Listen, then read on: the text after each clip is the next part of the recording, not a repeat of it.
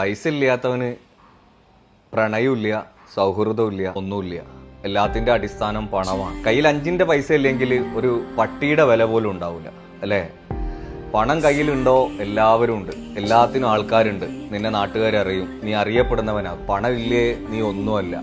പണം ഇല്ലാത്തവനെ സംബന്ധിച്ചിടത്തോളം മറ്റൊരാളുടെ അടിയിൽ ഇങ്ങനെ കിടക്കേണ്ട, ഒരു അടിമയെ പോലെ കിടക്കേണ്ട ഒരു സിറ്റുവേഷനാണ് പണം. കുറെ ആൾക്കാർ പറയും മണി കാനോട്ട് ബൈ ഹാപ്പിനെസ് എന്ന്. അത് പറയുന്നത് യഥാർത്ഥത്തിൽ വലിയ പൈസകൾ, വലിയ പണം കണ്ടിട്ടുള്ള ബില്യനേഴ്സും മില്യനേഴ്സുമാണ്.